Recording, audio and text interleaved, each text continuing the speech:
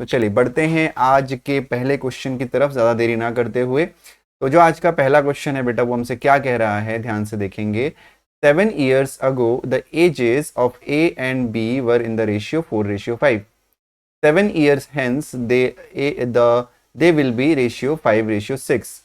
The present age of B is, ये बहुत ही आसान क्वेश्चन है, ठीक है। तो जैसे इसका प्रेजेंट एज बी का पूछ रहा है ये, तो बी का जो प्रेजेंट एज हो जाएगा वो मैं डायरेक्टली ओरली भी बता सकता हूँ, ठीक है। 77 ईयर होना चाहिए मेरे हिसाब से तो लेकिन फिर भी मैं कैसे इस क्वेश्चन को करना है देखिएगा। शॉर्ट ट्रिक से नहीं करेंगे क्योंकि नॉर्मल मेथड से करेंगे, आप लोगों के लिए अभी ये शॉर्ट ट्रिक काम नहीं आएगी। तो देखो 7 साल पहले एज जो है वो कितना था, A/B था 4:5। तो हम मान लेते हैं कि बिफोर 7 ईयर्स मान लेते हैं, ठीक है बेटा। देखो बिफोर 7 ईयर, तो बिफोर 7 ईयर मान लेते हैं कि जो ए की एज है वो 4x है और जो बी की एज है वो 5x है, ठीक हो गया, क्योंकि 4:5 दे रखा है हमको।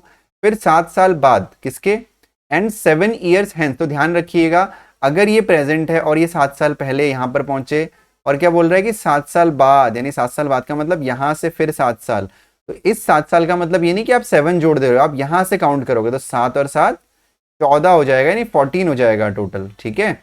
यानी जो A/B होगा वो होगा 4x/5x।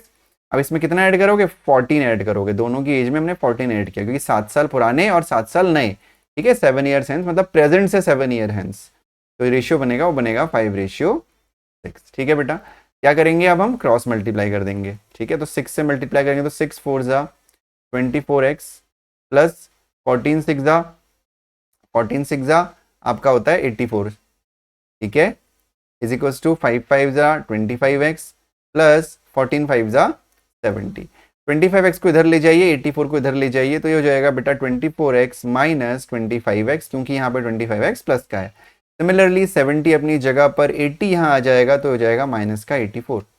यहाँ पे बचेगा बेटा माइनस का x और यहाँ पे बचेगा माइनस का 14, यानी x की वैल्यू कितनी आ गई बेटा, 14 आ गई। तो अगर x की वैल्यू 14 है तो यहाँ पर जो a की एज 7 साल पहले है वो कितनी हो जाएगी, 14 4 जा 56, और b की कितनी हो जाएगी, 14 5 जा 70। यानी अगर b की उम्र 7 साल पहले 70 वर्ष थी तो अभी प्रेजेंट में कितनी होगी, उसके लिए आपको इसमें 7 ऐड करना पड़ेगा, यानी 77 आपका आंसर होगा, जो है आपका ऑप्शन नंबर डी, ठीक है बेटा।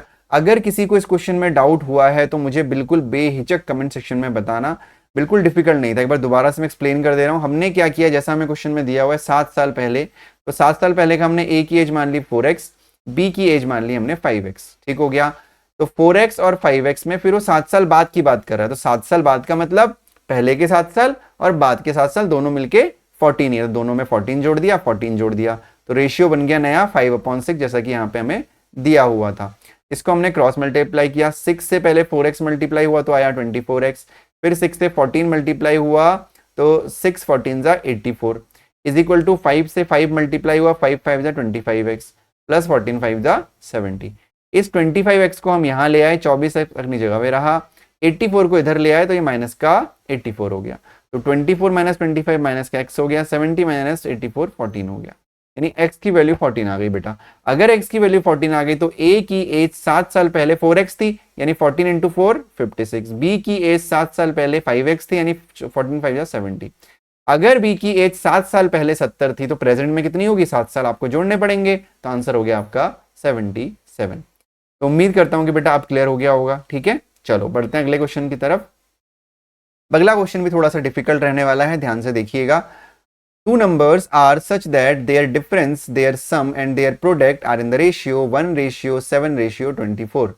The product of the number is, ठीक है, ध्यान देना, आपसे बोला गया है कि दो नंबर है, हिंदी वाले समझिएगा, दो नंबरों का जो डिफरेंस है, जो अंतर है, और जो योग है और जो प्रोडक्ट है उसका जो अनुपात है वो 1:7:24 दे रखा है, ठीक है। यानी हम मान लें कि दो संख्या x और y हैं, तो जो x प्लस क्या दे रखा है, डिफरेंस, यानी x माइनस वाई जो आपको दे रखा है वो 1 है, तो x और y तो ऑलरेडी है, तो हम 1x या 7x या 24x तो मान नहीं सकते, तो उसका कोई और आइडेंटिटी मान लेते हैं, लाइक k मान लेते हैं, तो क्या हो गया 1k और k एक ही बात है। सिमिलरली जो सम है यानी x प्लस वाई है वो आपका 7k हो जाएगा, ठीक है। सिमिलरली जो x y है आपका वो हो जाएगा 24k। अब यहाँ पे आपको चीज ध्यान रखनी है, क्या आपको एक फॉर्मूला एक फॉर्मूला होता है x प्लस वाई का होल स्क्वायर और x माइनस वाई का होल स्क्वायर। तो अगर आप x प्लस वाई के होल स्क्वायर को ओपन करते हो बेटा तो आता है X square plus Y square plus 2xy। ठीक है, सिमिलरली अगर आप इसमें ऐड कर दो कितना x माइनस वाई का होल स्क्वायर, मैं ये ब्रैकेट हटा ही देता हूं, x माइनस वाई का होल स्क्वायर क्या होता है बेटा, x माइनस वाई का जो होल स्क्वायर होता है वो होता है, एक सेकंड रुकना मुझे देना एक सेकंड, तो X square plus Y square plus 2xy, X plus Y का होल स्क्वायर हो गया। तो अब हम क्या करेंगे, ये है एक्स माइनस वाई का होल स्क्वायर, तो अब एक्स माइनस वाई का होल स्क्वायर क्या होता है, X square plus Y square minus 2ab। तो हम क्या करेंगे, ये हो गया y, इसमें हम इसे सब्ट्रैक्ट करेंगे X square plus Y square minus 2xy। ठीक है, समझ में आया, ये करा हमने। तो बेसिकली अगर इसको हम खोलेंगे तो ये हो जाएगा X square plus Y square plus 2xy minus X square minus Y square plus का 2xy। तो बेटा एक्स स्क्वायर से X square cancel, Y square से वाई स्क्वायर कैंसिल, एक्स से एक्स और वाई से वाई, तो बचा कितना 4xy।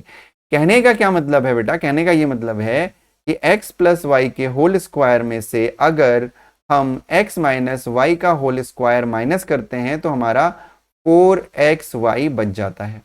यही मतलब है, हमने वही तो किया, करके देखा 4xy बच गया। तो फिलहाल थोड़ा जगह कम है तो ये जो मैंने किया था इसको मैं इरेज कर देना, आपको समझ में तो आ ही गया होगा। मतलब x प्लस वाई के होल स्क्वायर से जब हम x माइनस वाई का होल स्क्वायर माइनस करते हैं तो 4xy हमारा बचता है। तो 4xy हमारा बच गया यहाँ पे, ठीक है, 4xy बच गया। अब x प्लस वाई का whole square minus x minus Y का whole square is equal to 4xy।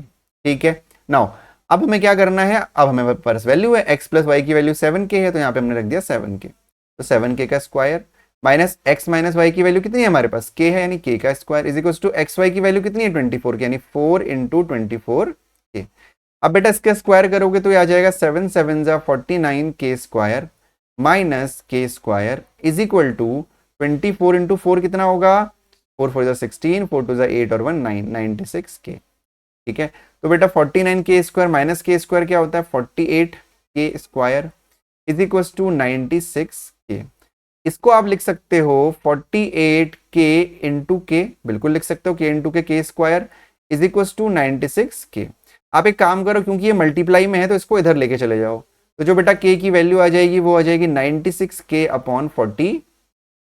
ठीक है, 96k अपॉन 48k, के भी साथ में आएगा, तो ये k से k कैंसिल, ये होगा 2, यानी जो बेटा k की वैल्यू आ गई वो 2 आ गई।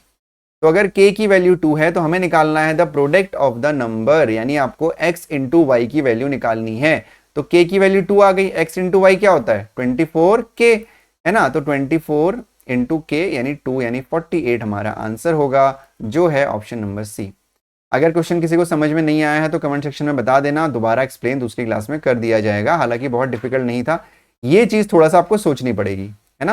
हालांकि इस क्वेश्चन को करने के और भी तरीके हो सकते हैं, लेकिन मैंने कोशिश करी है कि जो इजीएस्ट मेथड है वो मैं आपको बता पाऊँ। ठीक हो गया, चलो जी बढ़ते हैं हमारे आज के अगले क्वेश्चन की तरफ। तो जो हमारा आज का अगला क्वेश्चन है वो है if a ratio b is equal to 2:3, if b ratio c is equals to 4:5, if c ratio d is equals to 5:9, find a ratio d। अब इसको कैसे करते हैं बेटा, देखो आपको क्या दे रखा है a ratio b, b ratio c, c ratio d, तो आपको क्या करना है ना, आपको ऐसे रखना है।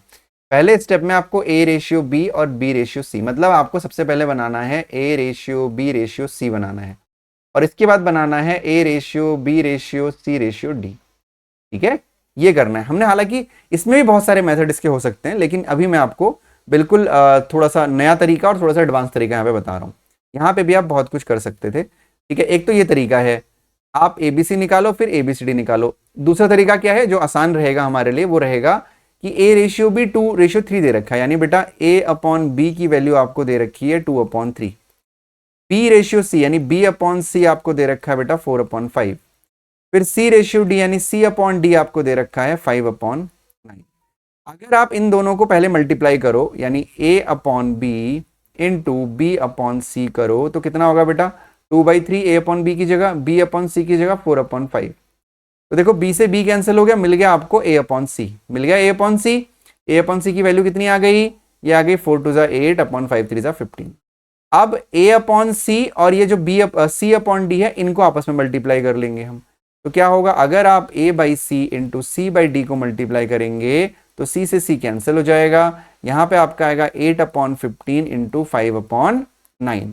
तो c से c कैंसिल होने के बाद हमें मिलेगा a अपॉन डी जो हमें निकालना है। तो हो जाएगा 5 3 जा 15, तो हो जाएगा आपका 8 अपॉन 27। यानी जो आपका आंसर है वो है आपका ऑप्शन नंबर बी, 8:27। आसान क्वेश्चन था, बिल्कुल डिफिकल्ट नहीं था। आपको normally a by b into b by c करना था, तो b से b कैंसिल हो गया, आंसर आ गया a बाई सी आ गया आपका 8 अपॉन 15। फिर हमने a बाई सी और c बाई डी को यूज किया, उससे हमारा आ गया 8/23 a अपॉन डी, और a अपॉन डी को ही a रेशियो डी कहते हैं, तो a रेशियो डी हो जाएगा 8:27।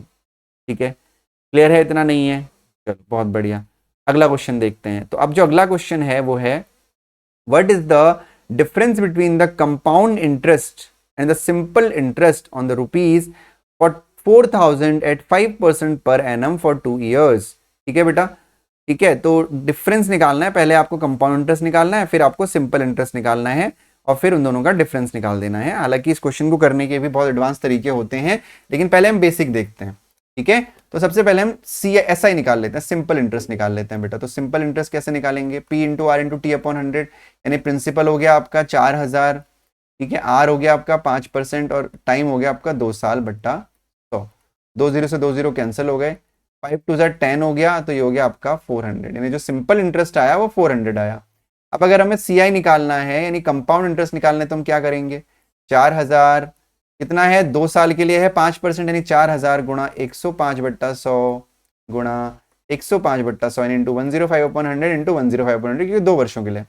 सॉल्व करते हैं, 2 0 से 2 0 कैंसिल कर दिए, 1 0 से 1 0 कैंसिल कर दिया, 10 को ऐसे ही रहने दो, मत छेड़ो। तो ये हो जाएगा आपका 4 इंटू 105 का स्क्वायर। तो 105 का स्क्वायर होता है बेटा 10 इंटू 11 11025। ठीक है, अब 4 से इसको मल्टीप्लाई कर दीजिए, ध्यान रखिएगा अपॉन में 10 भी है। अब इस 10 को भी आप यहाँ पे, मैं हमेशा बोलता हूँ कि 10 को मत छिड़ा करो ना, ज्यादा बेटर है, डेसिमल लगा देना उसकी जगह पे, नहीं तो फिर 2 से कट करोगे, फिर 5 से इसको कट करोगे, फिर 2 से मल्टीप्लाई तो करना ही पड़ेगा, तो उससे डायरेक्टली 4 से मल्टीप्लाई कर लेते हैं। तो 4 5 जा 20 कैरी 2, 4 2 जा 8 और 2 10 कैरी 1 1 आ जाएगा यहाँ पे, 4 1 जा 4 4 1 जा 4, यहाँ पे लग जाएगा डेसिमल। तो ये आ गया बेटा 4410, लेकिन ये CI नहीं आया अभी।